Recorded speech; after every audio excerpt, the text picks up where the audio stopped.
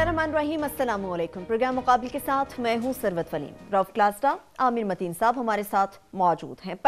पैनमा case, वज़ीर आज़म की वकला की सुप्रीम कोर्ट में टामकटोइयां जारी। मखदूम अली खान वज़ीर आज़म पाकिस्तान को बचाने के लिए एड़ी चोटी का जोर लगाने में मसरूफ।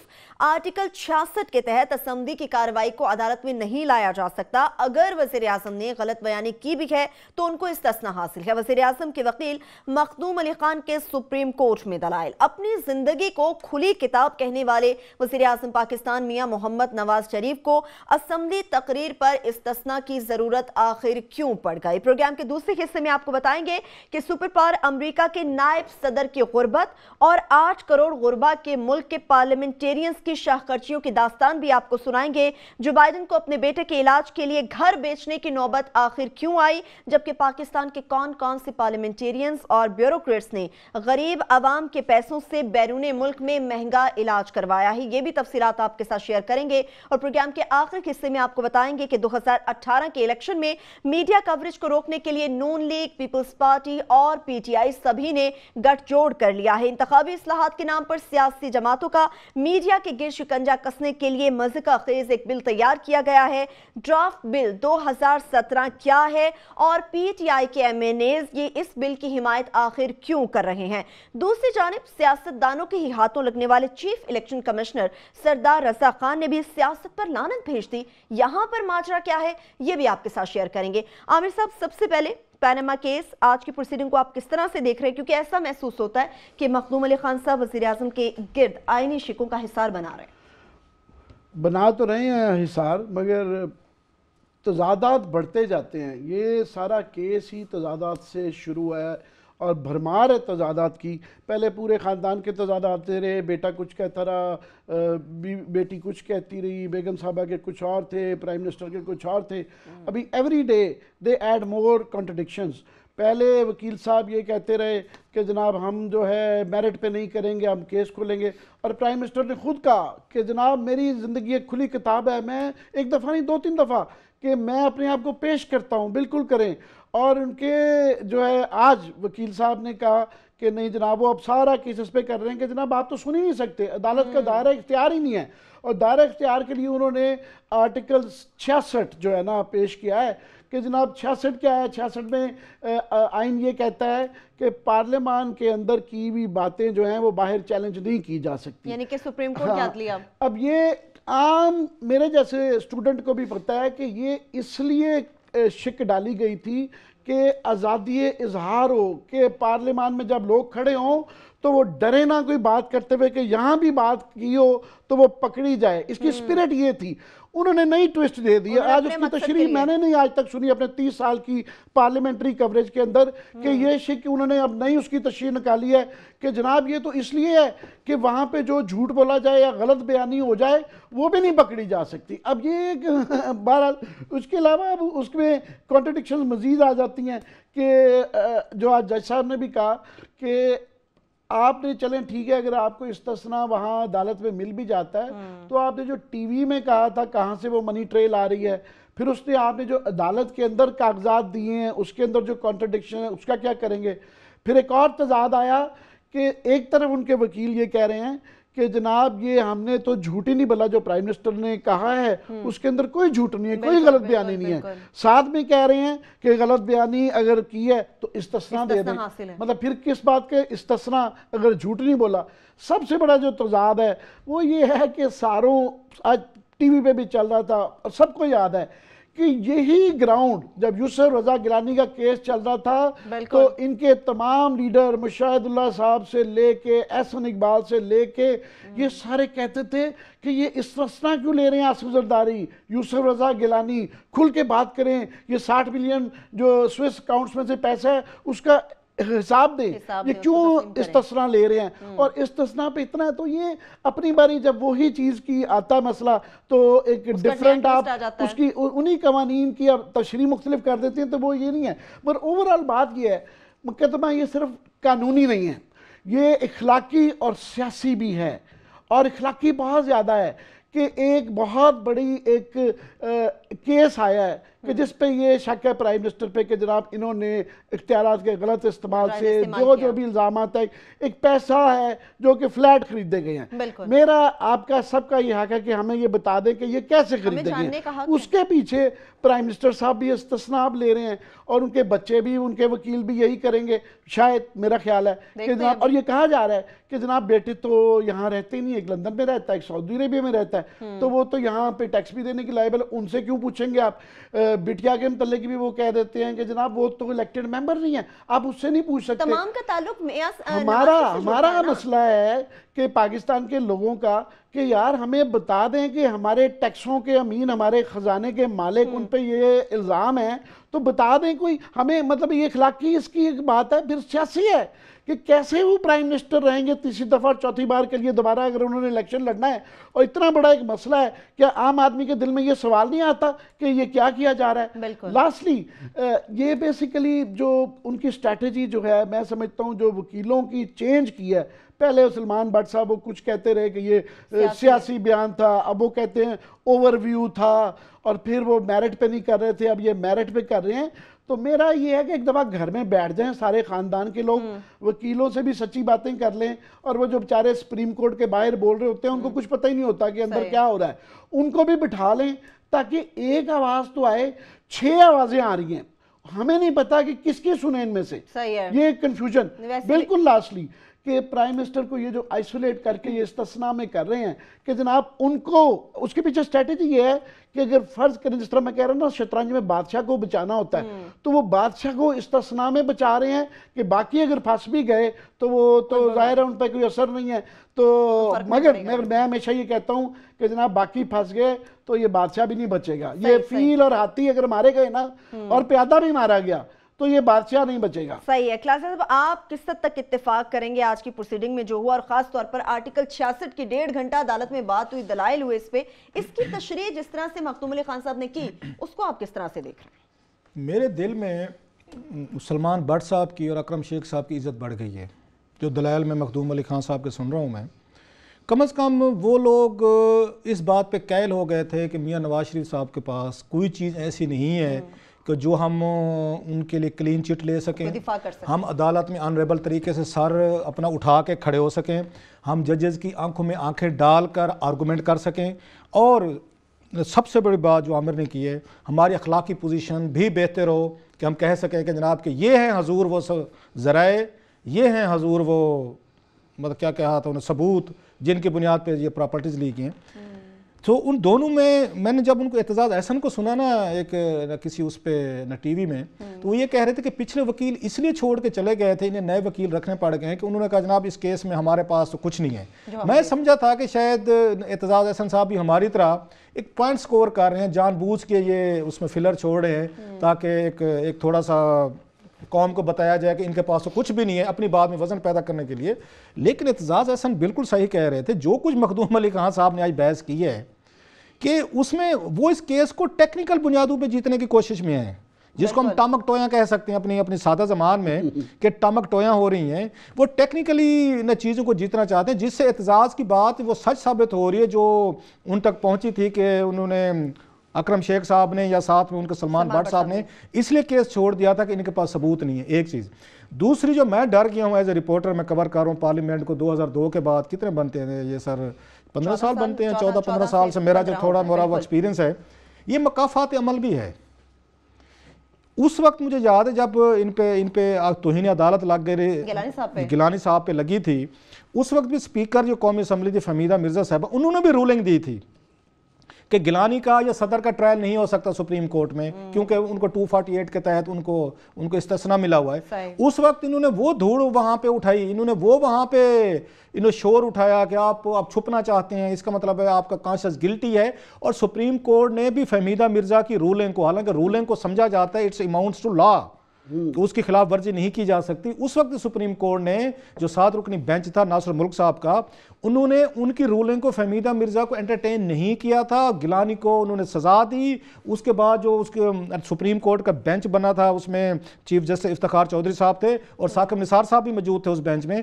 انہوں نے اس کی نہ جا کے کنفرمیشن کی تھی کہ سپریم کورٹ جو ہے وہ پارلیمنٹ کے تمام لاز کو بھی ریویو کر سکتی ہے, وہ رولنگز کو بھی ریجیکٹ کر سکتی ہے, وہ استثناء بھی ختم کر سکتی ہے. جہاں تک میری ہمبل ایک انڈرسٹینڈنگ ہے, یہ مسئلہ آلریڈی یوسف رضا گیلانی کی نااہلی کیس میں سیٹل ہو چکا ہے, صدر پاکستان کا سیٹل ہو چکا ہے کہ آپ سپریم کورٹ میں جا کے نہ صدر استثناء لے سکتا ہے نہ پرائم منسٹر آف پاکستان لے سکتا ہے. سو یہ ایشو, یہ میری ہمبل اوپینین ہے, میں بھی رانگ, یہ گیلانی اور زرداری صاحب کے کیس میں یہ ڈیسائیڈ ہو چکا ہے. وہ جتنے بھی دکھاتے رہے مخدوم صاحب کہ انڈیا میں ایسے ہوا تھا تو انڈیا میں ویسے ہوا تھا تو فلاں جگہ یہ پریسیڈنٹ ہے, ادھر نہ جائیں.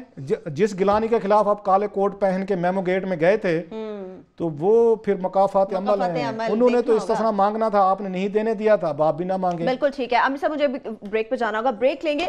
بریک سے جب واپس آئیں گے پینما کیس کی بات کریں گے, اس کے ساتھ ساتھ بی بی سی کی جانب سے جو رپورٹ آئی ہے اس کو بھی شامل گفتگو رکھیں گے کہ اس رپورٹ میں کیا بڑی باتیں اور کس کا کس سے کمپیریزن کیا جا سکتا ہے. ہمارے ساتھ رہیے.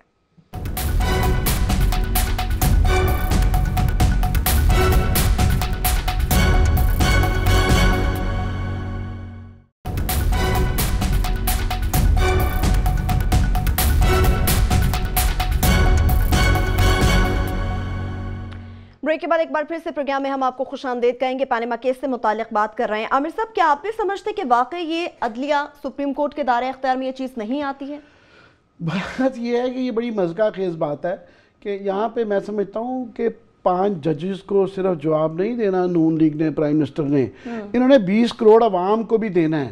اور یہ پی ٹی آئی کو صرف جواب نہیں دینا, یہ ہمیں آپ کو بھی دینا ہے. 20 کروڑ عوام کو دینا. یہ پی ٹی آئی کا کیس نہیں ہے صرف, یہ مجھے بڑی سخت تکلیف ہوتی ہے جب یہ پی ٹی آئی کا کیس بن جاتا ہے. یہ سارے پاکستان کو دینا ہے.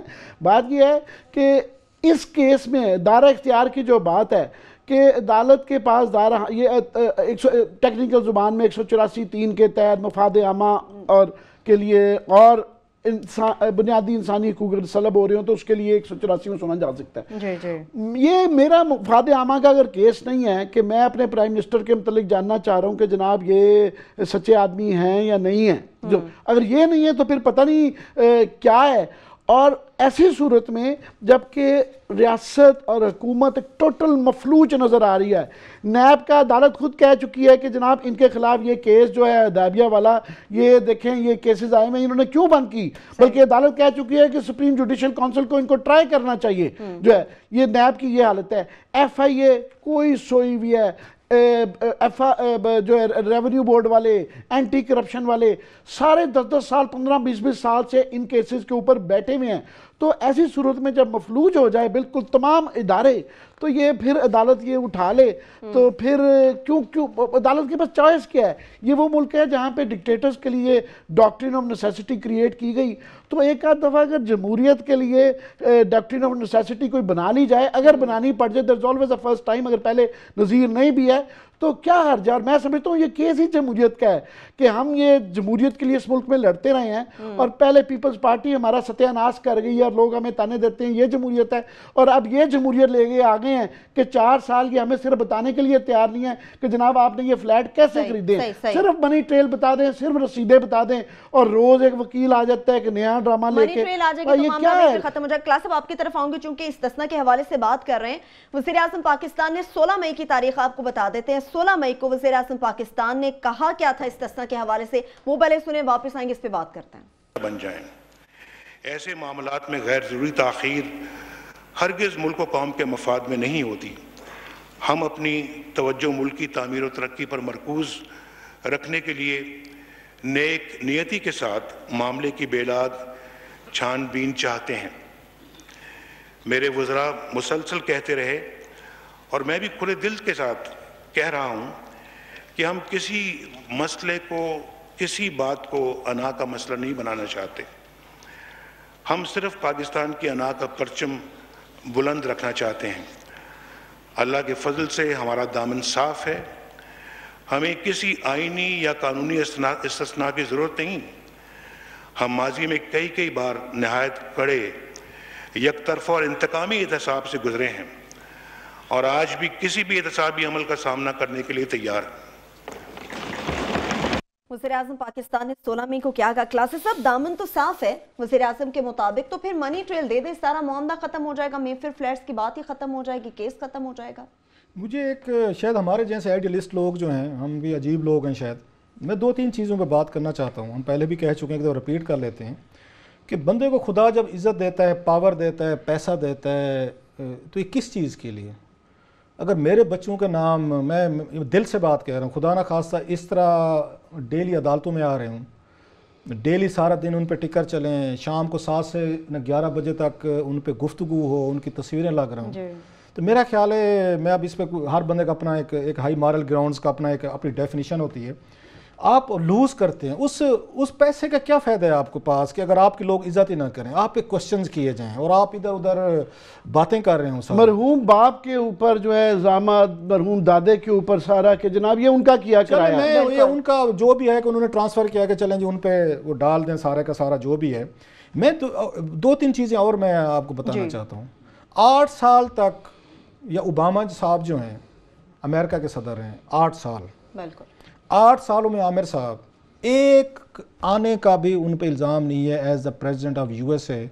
इस बंदे ने ऑफिस में होते हुए कोई गैर कानूनी काम किया हो, किसी को बिजनेस में फ़ायदा दिया हो, किसी को नुकसान दिया हो। उसकी बच्चियां, ये पाकिस्तान के लोगों को लिए ये समझना बड़ा ज़रूरी है, एक उसकी बेटी जो है वो जाके उसने जब उसको इंटर्नी बनना था, एक कैफ़े में जाके वेटरेस लगी है वो कैफ़े में। अभी एक स्टोरी आ रही थी, दूसरी बच्ची जो उसका ये लास्ट एड्रेस दिखाया उन्होंने ओबामा साहब का, एक बच्ची उनकी नहीं बैठी थी, 2 बेटियां उनकी, एक नहीं थी एक बैठी थी। उस पर वो मीडिया क्यूरियस हुआ कि किधर गई है।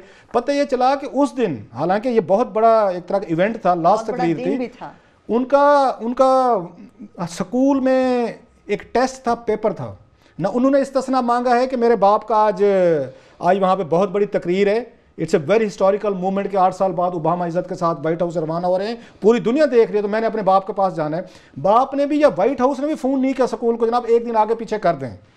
मैं सिंपल ये कहना चाह रहा हूँ, ऐसे पहले बिल क्लिंटन सर, मतलब उनका वो ठीक है, हम मुनीका वाला आप उसको रख लें, उसी मुनीका वाले केस में जब ये निकले वहाँ से ये वाइट हाउस से, इसी फैमिली पे ये क्लिंटन साहब पे $10 मिलियन का लोन था, इन्हें अपने वकील करने पड़ गए थे, कर्जे लेके बैंकों से कर्जे लिए क्लिंटन फैमिली ने। इनको ये इजाज़त भी नहीं थी कि आप सदरे यहाँ पे यूएसए हैं और वहाँ से आप जाएं और वकील कर लें। ये जैसे शायद अहमद के बारे में फवाद चौधरी ने कहा है कि 3.5 करोड़ रुपया उन्होंने ऑरेंज ट्रेन के नाम पे दे के उनको यहाँ खड़ा कर दिया है। वहाँ तो ये रिवायात हैं, बिल क्लिंटन $10 मिलियन का वहाँ से मकरूज होके गया, उसने दिन रात वहाँ पे अपने लेक्चर दिए और पैसे कमाए और उन्होंने वापस किए, अपनी फाउंडेशन अलहदा बनाई हुई है। हर प्रेसिडेंट की एक वहाँ पे लेगेसी होती है। ये बाकायदा सवाल होता है कि जब प्रेसिडेंट 8 साल गुजार के जाएगा, ये उसके बाद क्या करेगा। ये आपको पता है, पाकिस्तान में शायद किसी को पता होगा मेरा ख्याल लोगों को, ये ओबामा की क्या ये लेगेसी है। वो तो वहाँ क्लिंटन फाउंडेशन चला रहे हैं ना, वो मियाँ बीवी गला जैसा ही जो भी है। ओबामा साहब ने एक लाइब्रेरी बनाने का ऐलान किया है, ये लाइब्रेरी चलाएंगे ये ओबामा साहब जो हैं। सिंपली मैं ये कहना चाहता हूँ, ये जो इज्जत होती है ना, अर्न करनी पड़ती है। इसके लिए 7 दरिया, 7 समंदर, 7 जंगल आपको अबूर करने पड़ते हैं। तो क्या अब डंडे के साथ क्लासेस साहब कि ये अर्न नहीं करते, हमारी सियासत में ऐसी मिसालें नहीं मिलती। अब ये झूठ हम दिखा रहे होते हैं, इन चीज़ों से आप अपनी इज्जत लूज करते हैं। जब आप कहते कुछ हैं, एक्ट कुछ करते हैं, फिर आप हमें कहते हैं आप बैठ के यहाँ पे शाम हमारे ऊपर तबारा भेजते हैं। मुझे बताएं कि इनके क्लिप को जो उनके वकीलों ने आज वहाँ पे कहा है सुप्रीम कोर्ट में, जो क्लिप हमने दिखाया है, ऐसे कई क्लिप हैं। आप उस वक्त गिलानी साहब के दौर के जब केस चल रहा था, नवाज शरीफ साहब की तकरीरें सुन लें, फिर आप कहते नहीं जब हम वो कह रहे थे हम उस वक्त भी ठीक थे, आज भी ठीक हैं। आपका जो बैठे हुए हैं, ये एंकर्स बैठे हुए हैं, इन द नेम ऑफ जमहूरियत, जो ब्रूटस को कहानी डाली गई थी, in the name of room, in the name of Republic, आप बैठ के मैं डिफेंड करें, नहीं तो रोम खतरे में है, नहीं तो जमहूरियत खतरे में। हजूर, हम खतरे में नहीं है, ना जमहूरियत खतरे में है, हाउस ऑफ शरीफ ये खतरे में है। 34 साल से सियासत में है, 25 साल से ताकत इख्तियार है इनके पास, और हम ये नहीं पूछ सकते कि आपके बच्चों के एहसासे क्या हैं। हमें बीबीसी बताता है कि ये 4 फ्लैट नहीं, ये 5 हैं, ये 5वां है। निकला साहब ज्यादा बताएंगे। बीबीसी की रिपोर्ट और रहमान मलिक साहब की भी तो रिपोर्ट है, इसमें जरा क्या डिफरेंसेस है, क्या फर्क है? वैसे मेरी सुप्रीम कोर्ट से एक दरखास्त है ऑनरेबल जजेस से کہ رحمان ملک صاحب کو بلا کے ایک دفعہ ان سے پوچھ لیں یہ رپورٹ کے کنٹینٹس ٹھیک ہیں یا غلط ہیں، ریکارڈ کا حصہ ہے. اور ملک صاحب نے ویسے ڈینائی نہیں کیا. کتنے کے بھتیجے پیش کریں گے شادی کے بہانے؟ اب کب تک بھتیجے کی شادی چلے گی؟ اب تو ماشاءاللہ یہ مبارک بھی دے دیتے، ختم ہو گئی ہوگی.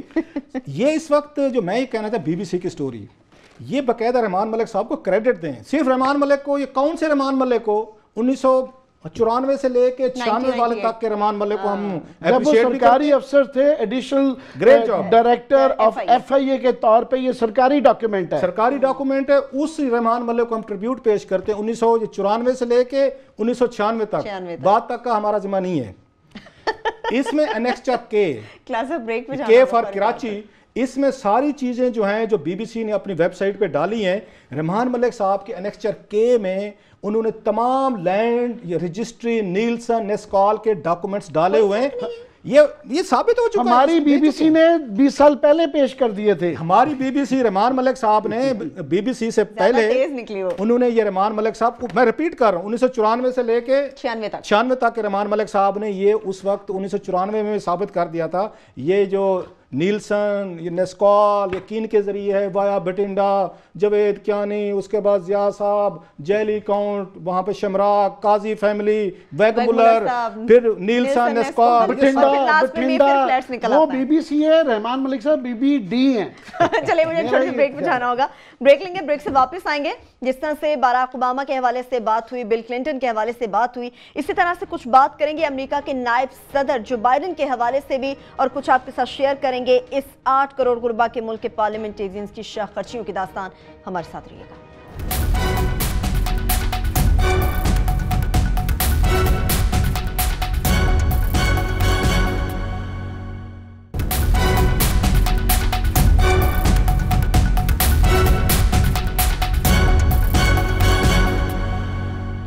بریک کے بعد ایک بار پھر سے پروگرام میں ہم آپ کو خوش آمدید کہیں گے. امریکہ کے نائب صدر جو بائیڈن کی غربت کے حوالے سے بات کریں گے. عامر صاحب، پاکستان کے اتنے بڑے بڑے پارلیمنٹیرینز ہیں، بیوروکریٹس ہیں، یہ تو پاکستان کے پیسوں سے، غریب عوام کے پیسوں سے باہر جاتے ہیں، علاج کراتے ہیں. پھر جو بائیڈن کو آخر کیا مسئلہ ہے کہ انہوں نے اپنا گھر بیچا اور اس کی نوبت آئی؟ جو بائیڈن کی یہی ویورز کو دوبارہ اگر انہیں پتہ بھی ہے، تفصیل بتانے کی ضرورت ہے کہ ان کے بیٹے بیمار تھے اور اس کے علاج کے لیے ان کو پیسوں کی ضرورت تھی، تو وہ گھر بیچ رہے تھے، جس پہ پریزیڈنٹ اوباما نے کہا کہ تم یہ گھر نہ بیچنا، میں تمہیں اپنے سیونگز میں سے، میں نے بچائے ہوئے جو ہیں بچت کے پیسے، وہ دے دوں گا. اور بعد میں شاید نوبت نہیں آئی، مگر یہ عکاسی کرتی ہے مہذب معاشرے کی. انہیں کہتے ہیں مہذب معاشرے کہ 8 سال وہ وائس پریزیڈنٹ رہے، اس سے پہلے وہ 30-40 سال سے پولیٹیشین ہیں. وہ اس سے پہلے بڑے بڑے عہدوں پہ رہے ہیں، سینیٹر رہے ہیں، کانگریس مین رہے ہیں، گورنر بھی شاید رہے ہیں. ان عہدوں کے باوجود جو ہے 30-40 سال سیاست میں رہ کے، بڑی بڑی کمیٹیوں کے انچارج رہ کے، تو آخر میں یہ ہے کہ بیٹے کے علاج کے لیے ان کو اپنا گھر بیچنا پڑ رہا تھا. یہ نوبت آئی بھی تھی. تو یہ جو مہذب معاشرے جو لفظ یوز کرتے ہیں ایسے نہیں بنتے ان کے ہاں. یہ جس طرح اوباما کا بتا رہے تھے یا باقی، اسی طرح ہی برطانیہ میں ایک انگلی آ جائے اس کے بعد. اور یہاں یہ ہے کہ ہم کہہ رہے ہیں کہ یار خدا کے لیے میں چاہ رہا ہوں کہ رسیدیں دکھا دو صرف کہ، اور میرے لیے اگر وہ پرائم منسٹر میرے لیے مقدم ہیں اور اگر ان کے پاس ہیں تو میرا خیال ان کے لیے بھی ضروری ہے کہ یہ دکھا دیں رسیدیں جو ہے. یہ کوئی میرے لیے نہیں، اپنے لیے بھی ہے. یہ کس منہ سے اگلے الیکشن میں جائیں گے؟ مہذب معاشرے کی آپ نے بات کی کلاسر صاحب، ہم تمام پاکستانی، خاص طور پر ہمارے بیوروکریٹس، ہمارے پارلیمنٹیرینز، یہ بھی تو اس مہذب معاشرے کے شہری ہیں. تو یہاں بھی ایسی مثالیں کیوں نہیں ہیں؟ ایک ہوتے سیلف ریسپیکٹ، جن کی یہ باتیں کہہ رہے ہیں نا، میں کہتا ہوں مہذب معاشرے سے زیادہ 2-3 چیزیں امپورٹنٹ ہوتی ہیں. یہ بعد میں آتا ہے مہذب معاشرہ. وہ ہوتی ہے سیلف ریسپیکٹ، کہ کیا آپ اپنے اوپر کی انگلی اٹھنے کو برداشت کر سکتے ہیں کہ سم باڈی اسٹینڈ اپ. اور ہمارے مطلب اسلامک اس میں سے بھی دیکھیں اگر، مطلب حضرت عمر یہ رضی اللہ تعالیٰ عنہ کا جو ہمارا اتنا بڑا ہم کوٹ کرتے ہیں، کہ ان سے بھی پبلک میں پوچھ لیا گیا تھا کہ جناب یہ بتائیں آپ نے یہ چادر سے کیسے، آپ نے ایک چادر تھی، آپ نے کیسے یہاں پہ اپنا کرتا بنا لیا ہے. انہوں نے بھی وہاں پہ آ کے جواب دیا کہ میرے بیٹے کا حصہ جو تھا میں نے میرے بیٹے نے دیا ہے. یہ مہذب مثالیں ہمارے ہاں موجود ہیں، یہ ساری کی ساری اس طرح کی کہ لوگ آپ کو اپنی سیلف ریسپیکٹ کے مظاہرے کرنے پڑتے ہیں. کہ امریکہ کا وہ 8 سال تک وہ رہے ہیں، میرا خیال ہے جی بائیڈن جو ہیں وہ 8 سال تک وہ رہتا ہے، آپ کا وائس پریزیڈنٹ ہے، بچے کا علاج کرانے کے لیے اس کے پاس پیسے نہیں ہیں، اور وہ رو رہا تھا کھڑا ہوا، اور اس نے مطلب सैल्यूट में से मारना पड़ता है उसको, ओबामा को भी, कि जिसने कहा घर नहीं बेचना, आपने सख्ती से कहा मैं पैसे दूंगा, अपनी तनख्वाह में से जो मैंने किए हैं मैं दूंगा आपको पैसे, और बाद में उस बेचारे के बच्चे की डेथ भी हो गई, उसकी नौजवान बच्चा था उसका। ये तो वो मुआशरे हैं जहाँ पे अकाउंटेबिलिटी, सेल्फ रिस्पेक्ट, मैं कहता हूँ इसमें सेल्फ रिस्पेक्ट पहले आती है, अकाउंटेबिलिटी वहाँ पे बाद में आती है, कि पब्लिक फिगर जो होता है उसको ज्यादा अकाउंटेबल होना पड़ता है। पाकिस्तान में जो हमें यहाँ पे एक ट्रेंड मिल रहा है, ये कहते हैं जितना बड़ा आपका ऑफिस है आप उसके बाद आप पे कोई लॉ लागू नहीं हो सकता, इम्यून है। नो सर, अगर बड़े ऑफिस आपने एंजॉय करने हैं, आपने बड़ा आदमी बनना है, तो आप पे ऊपर बड़ी रिस्पांसिबिलिटी है, आपकी बड़ी अकाउंटेबिलिटी होगी। इसीलिए ही एम्पायर्स यहाँ पे खत्म हुई, शहनशाह खत्म हुए, बादशाह खत्म हुए। इंसान ने इस लेवल पर आने के लिए बड़ी कुर्बानियां दी हैं, बड़ी उसमें मजहब ने रोकने की कोशिश की, उसमें आपको न बादशाहों की आर्मी ने कोशिश की, कितने लोग मारे गए थे इन द प्रोसेस के हमने अकाउंटेबल करना है बादशाह सलामत को। वो जो कंसेप्ट था king can do no wrong, इस कंसेप्ट को आकर रिवर्स करने में इसमें सदियों का सफर है। आप फरमा रहे नहीं हमारे ऊपर कोई अकाउंटेबिलिटी नहीं हो सकती क्योंकि मैं सदर हूं, क्योंकि मैं वजीर आजम हूं, क्योंकि मैं वजीर हूं, क्योंकि मैं MNA हूं। सर ऐसे नहीं होता, ओहदे एंजॉय करने हैं फिर आपको अकाउंटेबल होने पड़े। मुझे इन लोगों से बात पूछनी है, ये जो कहते हैं हमारी अकाउंटेबिलिटी नहीं हो सकती, घर के मुलाजिम से शीशे का गिलास टूट जाए ना, आमिर साहब अगर माइंड ना करें तो मैं कह दूं, ये जोर से आवाज देते हैं तोड़ दिया, ये पूछे बैठे कहते कुछ नहीं है लेकिन आवाज जरूर लगाते हैं। ये अपने घर का मुलाजिम हमारा एक गिलास तोड़ जाए तो बेगम साहबा उस पे पल पड़ती हैं कि तुमने गिलास क्यों तोड़ा है, तुम अंधे हो, काने हो, फलान हो, और बड़े काम होते हैं। अगर घर का नौकर जो बड़े बैठ के मैं यहाँ पे ये समझा रहे होते हैं, घर का नौकर अगर 10 रुपए टुक्की लगा ले ना, संभाली नहीं जाती बड़ी जो यहाँ पे आपकी इलीट क्लास रहती है। इनका ड्राइवर अगर उसमें पेट्रोल डलवाते हुए 40 लीटर की बजाय 38 लीटर डलवाने के 2 लीटर आप उनको माफ करके दें। अपने लिए तो चाहते हैं फरिश्ते आपके घरों में आपको आके सर्व करें, अकाउंटेबल रहें, 1 टका नहीं वो आपसे ले सकते। लेकिन हमारे कितने बड़े दिल हैं, नवाज शरीफ साहब से नहीं पूछा जा सकता, उनके बच्चों से नहीं पूछा जा सकता, पहले आसिफ जरदारी साहब से पूछा जा सकता था, आसिफ जरदारी से नहीं पूछा जा सकता था, गिलानी साहब से नहीं पूछा जा सकता था। आप ये जरा लिस्ट फरमाएं, ये जरा मुलाहिदा में जल्दी से नाम पढ़ दूं। हमारे जो रिसर्चर हैं किस्मत Khan, he is a very good guy, उसने बड़ी अच्छी रिसर्च की, मैंने आज उनका जिम्मे लगाया। मैं कि बाइडेन साहब तो खड़े आंसू बहा रहे थे ना, जरा पाकिस्तान के बाइडेन साहब ने रियासत से कोई पैसा नहीं लिया, ले नहीं सकते थे, ला ही नहीं था। मेरा ख्याल ला होता तो वो शायद वो इसको ले भी लेते। सर इनके इसमें एक नाम मिसिंग है, वैसे और भी बहुत सारे नाम है, लंबी लिस्ट थी, कौमी असम्बली में कई दफा पेश हुई है।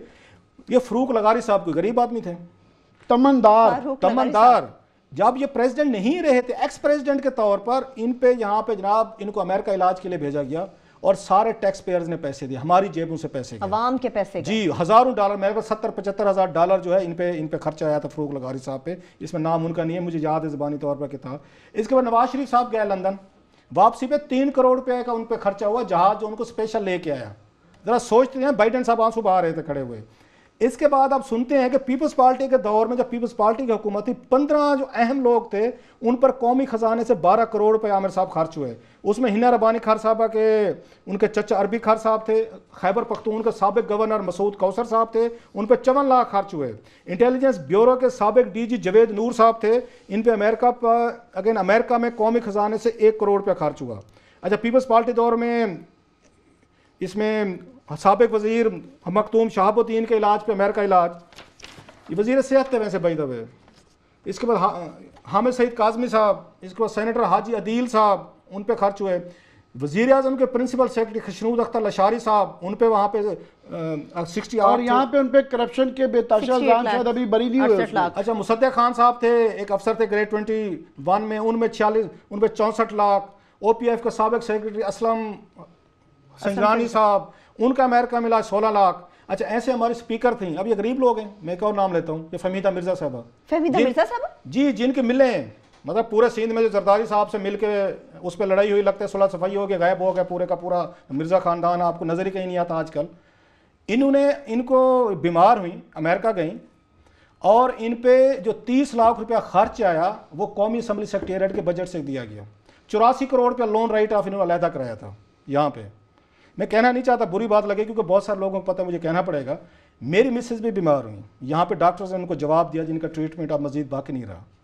मैं भी उनको लेके गया, क्योंकि अगेन डॉक्टर्स ने जवाब दे दिया था कि नहीं हो सकता, अमेरिका लेके गया, अल्लाह भला करे। इन डॉक्टर आसम सहबई का उन्होंने 5 महीने घर भी रखा, शहीन साहब के बेटे ऑन्कोलॉजिस्ट हैं वो, उन्होंने घर रखा।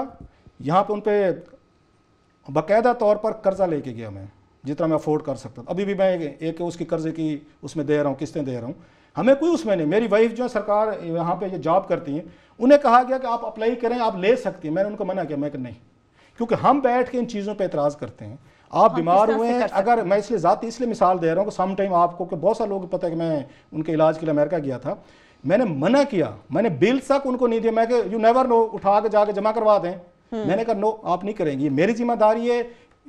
मेरी बीवी का इलाज जो है वो रियासत के पैसों या टैक्स पेयर्स के पैसे से नहीं होना चाहिए। शी इज़ माई वाइफ, ये मैंने इलाज करवाना है, मुझे वहां पे जाके जो भी पैसे देने, चीजें देनी, मुझे देनी चाहिए। ये मॉरल हम अपने ऊपर भी अप्लाई करते हैं। हम आप लोगों पे भी तवक्को रखते हैं कि आप में इतनी सेल्फ रिस्पेक्ट होनी चाहिए कि अगर आप अपना इलाज करवाना चाहते हैं, जब MNA नहीं होते, जब सदर नहीं होते, वजीर आजम नहीं होते, फिर कैसे इलाज करवाते हैं? सो जनाब, ये जो आप यहाँ पे गरीब लोगों का पैसा है, ये आम आदमी नहीं समझता कि ये इनका पैसा, ये टैक्सेस का पैसा है। आप माचिस, साबुन, हर चीज पे जो टैक्स देते हैं, ये वो पैसा, ये हमारा पैसा है। सो ये जो हमें यहाँ पे कहानी सुनाई जाती है ना, इनका इस्तेहकाक, ये खत्म करें इस्तेहकाक। मतलब मैं अगेन फिर इसलिए कह रहा हूँ, मेरी बीवी अप्लाई कर सकती थी, उसको बिल्स मिल सकते थे वापस। मैं किसी को कह सकता था जनाब इतना बड़ा बिल बनता था, no, I took the loan. जब आपकी जिम्मेदारी अपनी महसूस करें, इसलिए मैंने लोन लिया ताकि एक हाई मॉरल ग्राउंड पे यहाँ पे बैठ के बात कर सकें। मुझे घड़ी मिली थी सऊदी अरेबिया से, मैंने बताई थी, 1,20,000 रुपए की, मैंने जाकर जमा करवाई। अब्दुर्रऊफ चौधरी साहब सेक्रेटरी कैबिनेट थे, उन्होंने जनाब 16,000 रुपया दें, घड़ी ले जाए। मैं सर ये तो मैं कहानियां करता हूँ कि फलां इतना ले गया, इतना लेगा, मुफ्त। अगर मैंने भी ले ली तो भी मैं आके हाई मॉरल ग्राउंड में लूज करूंगा, यहाँ पे मैं बात नहीं कर सकता। सिंपली मैं ये कहना ये चाहता हूँ कि आप अपने हाई मॉरल ग्राउंड सारा रखें। पार्लियामेंटेरियंस ये इम्यूनिटी नहीं क्लेम कर सकते, या बैरून मुल्क इलाज करवाते हैं, जरूर करवाएं अगर पाकिस्तान में नहीं हो रहा, लेकिन अपनी जेबों से करवाएं, थोड़ी सी सेल्फ रिस्पेक्ट दें। ये गरीब लोगों का मुल्क है। ये 70-75 अरब डॉलर आपका कर्जा हो चुका है। आज उसकी स्टोरी में पढ़ रहा था कि आपको 15 अरब डॉलर आपको लोन, ये रिपेमेंट के लिए चाहिए पैसे। आप उस मुल्क से जहाँ पे जाके बैरून मुल्क उसमें हजारों और उनका लाखों डॉलर के इलाज करवा, और अमीर मतलब फहमीदा मिर्जा, मुझे समझाएं, जिनकी अपनी मिले हैं, फहमीदा मिर्जा को तो लोगों का इलाज करवाने चाहिए, उनकी मदद करनी चाहिए थे। वो रियासत से मदद ले रही है अपना इलाज करवाने के लिए, क्योंकि मैं स्पीकर हूं। और जाने से पहले, ये बड़े लोगों के हमेशा छोटे काम होते हैं। यह स्पीकर का जॉब जब उनका खत्म हो रहा था मार्च 2013 में, एक हफ्ता पहले उन्होंने एक इजलास बुलाया, उसमें बैठ के अपने आप को उम्र भर ताहयात मराद का पैकेज अप्रूव किया, अपने लिए भी किया, सबका स्पीकर के लिए भी किया। ये रियासत को, पाकिस्तानी लीड जो है, ये रियासत को चरागाह समझ चुकी है। लोगों के टैक्सेस का पैसा, इन्हें कोई एहसास। मेरे ड्राइवर, मैंने पहले भी कहा, उसके 18,000 रुपये तनख्वाह, 16,000 रुपये उसका बिजली का बिल आ गया पिछले महीने। वो इन लोगों के लिए कमाता है सारा दिन, वो इन लोगों के लिए, मतलब नहीं, आगे इनकी अय्याशियों के लिए पैसा अफोर्ड कर रहे हैं वो सारे का सारा, कि ये लोग जाते हैं और उसमें पैसे उड़ा के आ जाते हैं, हजारों डॉलर, लाखों डॉलर, और फिर कहते हैं कि हमारा हिसाब किताब भी नहीं हो सकता। You can't ask us A question, और फिर जाके आप वहां पे अदालत में कहते हैं सर हमें इस्तिस्ना है। और एक कल्चर है जिसमें प्राइम मिनिस्टर वो फराख दिली, वो लगता है बड़े अच्छे लोग हैं जी, बड़े पैसे, इसको 10 लाख, इसको 50 लाख, वो अपने पैसे से करें तो ठीक है। वो इत्तेफाक हॉस्पिटल जो बनाया हुआ, जिसकी बड़ी वो क्लेम करते हैं, वहाँ लोगों का, वहाँ कोई पैसा नहीं छोड़ते किसी का, जो है वो पूरा पैसा ले लेते हैं वहाँ पे।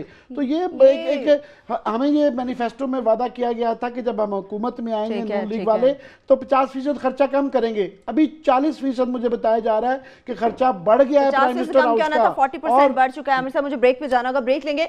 ब्रेक से जब वापस आएंगे तो आपको बताएंगे कि इंतखाबी इस्लाहात के नाम पर सियासी जमातों ने मीडिया के गिर शिकंजा कसने के लिए मजे का खेज बिल तैयार किया है। वो बिल क्या है वो भी आपके साथ शेयर करेंगे। इसके साथ साथ सियासतदानों के ही हाथों चीफ इलेक्शन कमिश्नर लगने वाले सरदार रजा खान, उनकी जानिब से सियासत पर लानत क्यों भेजी गई है, इसके पीछे माजरा क्या है, ये भी आपको बताएंगे। हमारे साथ रहिए।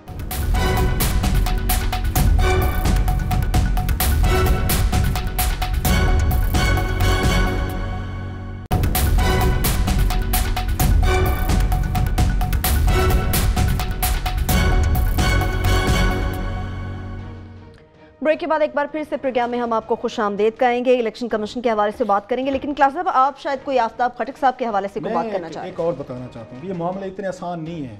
ये इलीट, हमारी जो इलीट है, इट्स ए क्रिमिनल इलीट, हम भी उसमें शामिल हैं सारे के सारे, हम भी कवर अप करते हैं बहुत सारी चीज़ों को। आफ्ताब खटक साहब एक सहाफ़ी हैं, मैं नहीं मिला उनसे कभी, उनका मुझे मैसेज आया 1-2 हफ्ते पहले। उन्होंने कहा मेरा बेटा है और उसका, वो पेशावर से थे, लाहौर इलाज करवा रहे थे, तो वहाँ पे उन्होंने कहा जनाब कि उनका लिवर जो है बच्चे का वो जवाब दे गया है और उसकी ट्रांसप्लांट कराने पे 40 लाख रुपए खर्चा आएगा। जिस तरह को उन्होंने मुझे मैसेज भेजा, کہ جناب آپ کسی سے بات کریں, کسی کو کہیں میری مدد کریں, میرا بیٹا ہے اور میں اس کے لیے بیٹے کے لیے کہاں کہاں پہ جا کے اس بیٹے کے پیسے اکٹھے کرنے کے لیے, امداد کے لیے میں کس کس در پہ دست کرنے, لمبی کہانی ہے. ہی ڈائٹ لاہور. اور اس کا آفتاب کھٹر کا مجھے میسج آیا, اس نے کہا کہ بیٹے کی ڈیتھ کے ساتھ میں بھی مر گیا ہوں. میں جن کے بچے ہوتے ہیں ان کو یہ اس چیز کا احساس ہوتا ہوگا. یہ پیسے جو ہم ٹیکسز سے دیتے ہیں نا جی, یہ آفتاب کھٹر کے بچوں کے لیے ہی ہم دیتے ہیں, ایسے ہی لوگوں کے لیے دیتے ہیں. میں ٹیکسز دیتا ہوں, میں کہہ دیتا ہوں, میں نواز شریف صاحب سے, اسحاق ڈار صاحب سے زیادہ ٹیکس دیتا ہوں. میں وہ ان کے لیے دیتا ہوں, میں یہ ان کے بچوں کے لیے اور ان پارلیمنٹیرینز کے بیرون ملک علاج کے لیے میں دیتا ہوں. میں یا میں آفتاب کھٹک ہو یا میرا ایک دوست ہے بندوق خان, اس کا بھی لیور فیل ہو چکا ہے, ان لوگوں کے لیے ہم دیتے ہیں کہ ہم ان لوگوں کے لیے دیتے ہیں پیسے. ایلیٹ کے لیے نہیں دیتے. یہ مطلب ایلیٹ نے جو پیسے ان پہ خرچ ہونے چاہیے تھے, ایلیٹ کے پاس پہلے ہی اتنے پیسے ہیں مگر پھر بھی یہ غریبوں کے پیسے سے اپنا علاج کراتے ہیں, جبکہ جن کے لیے یہ پیسے خرچے جاتے ہیں ان کو پیسے نہیں ملتے, ان کے بچے مر جاتے ہیں. اپنے پیسوں سے کیا کرتے ہیں عامر صاحب؟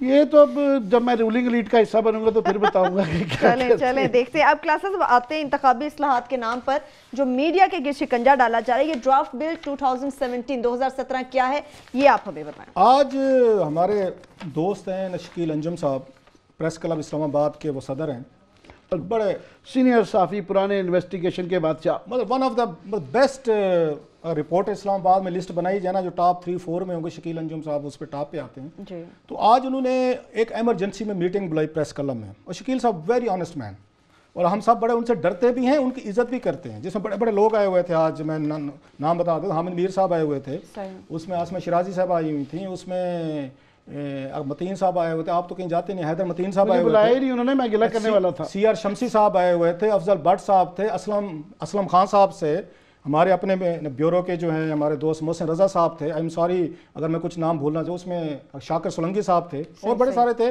مئی اپالوجیز, کیونکہ لمبی ایک تھی, ان کی پکچرز میں نے کچھ لی ہیں اپنے کیمرے سے, آپ کو نظر آ رہی ہوں گی. My apologies if I have missed.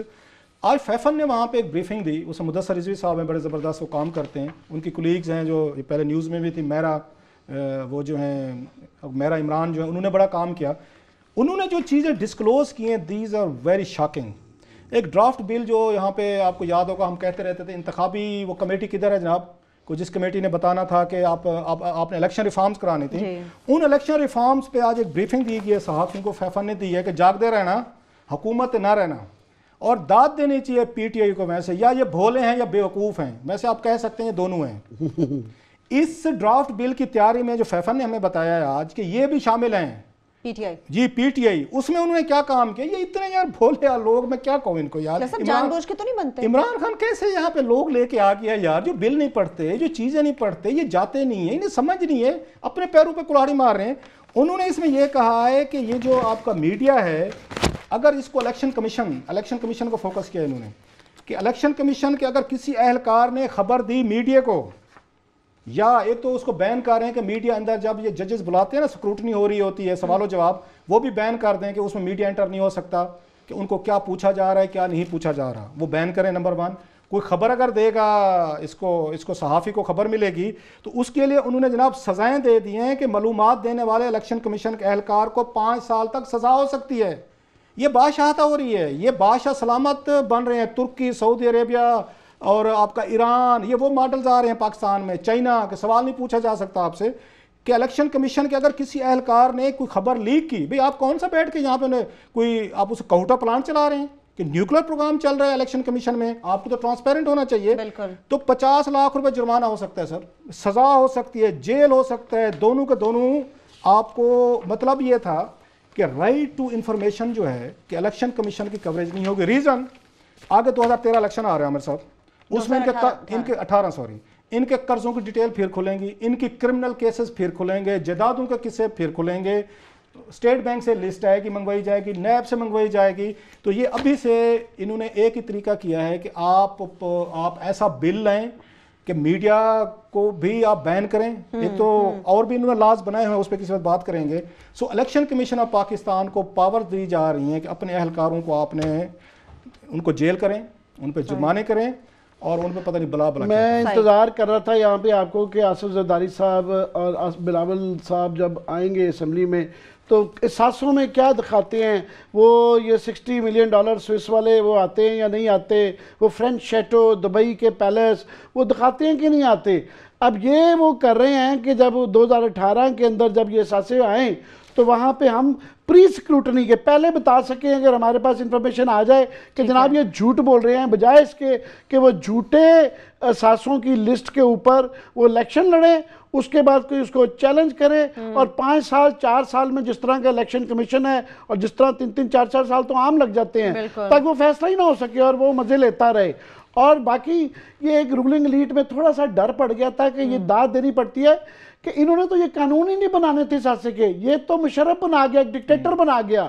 ورنہ ان سے امید کرنا، یہ رائٹ ٹو انفارمیشن کا ایک ایکٹ ہے، یہ پچھلے بیٹھے ہوئے ہیں 8 سال سے کہیں نہیں بننے دے رہے. ابھی بھی وہ سینٹ میں بڑی مشکل سے رضا زبانی صاحب نہیں آئے. وہ کیا ہے کہ ہمیں بتا دیا جائے کہ آپ کیا غلطیاں کریں، انفارمیشن نہیں دیتے ہیں. تو وہ پہلے ہی ایک تھوڑا سا ڈر پڑ گیا تھا پولیٹیشین کو، یار یہ تو بڑا مزہ لینے کا کام تھا الیکشن لڑنا اور پھر ٹھیکے لینا، ایگزامپشن دینا. یہ تو اس کے ذریعے بچے پوچھنے لگ پڑے ہیں کہ آپ یہ سازش کیا ہیں. تو یہ روکنے کی سازش ہے کہ پوچھا نہ جائے. یہ ان کی کوشش ہوگی کہ یہ اثاثے دکھانے پبلک کرنا بھی بند کر دیا جائے. آج انہوں نے شاکر سولنگی جو ہیں بڑی خوبصورت بات کی ہے. انہوں نے کہا جناب کہ جو ہماری پارلیمانی پریس کمیٹی ہے جس کا کام ہے کہ ان پہ ایکٹیو رہیں کہ حکومت کیسے ہمارے ہاتھ باندھ رہی ہے، ساری کی ساری وہ یہ کہتے ہیں کہ جناب کہ جو وہاں سیکریٹریٹ ہے اسپیکر کا، ساروں کے بہن بھائی وہاں وہی کام کرتے ہیں. آخری منٹ میرے پاس ہے، ایک سوال میرے ذہن میں وہ میں پوچھنا چاہ رہی ہوں چیف الیکشن کمشنر صاحب کے حوالے سے. جن سیاستدانوں سے انہوں نے اعلیٰ عہدہ لیا ہے انہی کی سیاست پر انہوں نے لعنت بھیج دی، اس کی وجہ بتا دیں پھر پروگرام ہمارا ختم. ویسے تو بڑے بہادر ہیں. جب ہم نے اس پہ اسپیکر قومی اسمبلی پہ پروگرام کیا تھا، انہوں نے اپنے اختیارات کا ناجائز استعمال کرتے انفارمیشن کمیٹی میں بلوا لیا تھا کہ میری شان میں گستاخی ہوگی، اور وہاں سنبھالا نہیں جا رہے تھے قومی اسمبلی کے اسپیکر جبار صاحب اور باقی صاحب جو وہاں پہ بیٹھے ہوئے ملازمین ہیں ان کے، کہ جناب ہماری گستاخی ہوگی، ہماری بےزتی ہو جاتی ہے. سارے وہاں جو ممبران موجود تھے کمیٹی میں، ماں سے 2 4 تھے، جو ان کو کہیں کہ ذرا آپ یہ لا اینڈ کمیٹی جو جسٹس کی ہے ذرا بلا لیں ان کو رضا صاحب کو کہ میٹھا میٹھا ہپ میں سیاست پہ لعنت بھیجتا ہوں. جی یہ الفاظ ہیں. مجھے ویسے ہمارے اوپر تو بڑا آتا ہے کہ جناب آپ سیاستدانوں کو رگیت دیتے ہیں. ہم نے کبھی لانتے نہیں بھیجی، نہ بھیج سکتے ہیں کیونکہ جمہوریت کے ہمیں فائدے ہوتے ہیں. ہم سمجھتے ہیں سیاست بڑی اچھی چیز ہے، جس کا اس کا مس یوز ہے اس پہ تنقید کرتے ہیں. یہی جسٹس رضا صاحب جو ہیں ریٹائر، انہی سیاستدانوں کے ہاتھوں جن پہ سیاست پہ لعنت بھیج رہے تھے، انہی کے ہاتھوں یہ مصروف جو ہیں یہ الیکشن کمشنر لگے ہیں، چیف الیکشن کمشنر جی انہی کا پیکیج جو منظور کیا ہوا انہی کے ہاتھوں سے ووٹ ڈالا ہوا لا بنا انہوں نے لیا ہے. آج بڑی اچھی خبر سیاستدانوں کے لیے، کسی میں جرات ہے نا بریچ ایک قومی اسمبلی میں ایک دیں، ایک وہاں بریچ کی جو ہوتی ہے کیا کہتے ہیں پریولیج بریچ، ایک سینٹ میں دیں اور مصروف کو کمیٹی میں سے بلائیں کہ آپ نے یہ فرمایا ہے کہ میں سیاست پہ لعنت بھیجتا ہوں. یہ پورے کا پورا پارلیمنٹ از پروڈکٹ آف سیاست، یہ سیاست یہاں پہ ہوتی ہے، ہم سیاستدان ہیں. یہ لعنت جو آپ نے بھیجی ہے تو پھر میرا خیال جسٹس صاحب ایک مورل کام کریں، وہ کریں گے تو نہیں خواہش کا اظہار، پھر استعفیٰ دیں اس جاب پہ، کیونکہ ان کی نوٹیفیکیشن ان کی اپوائنٹمنٹ جو ہے انہیں سیاستدانوں نے کی ہے جن کی سیاست پہ آج انہوں نے لعنت بھیجی. خلاصہ صاحب جن جرت کی جس قسم کی جرت کی آپ بات کرتے ہیں ویسی جرت ہمیں کہیں نظر نہیں آتی. اس کے ساتھ ہی پروگرام اپنے اختتام کو پہنچتا. اپنا بہت سا خیال رکھیے. خدا حافظ.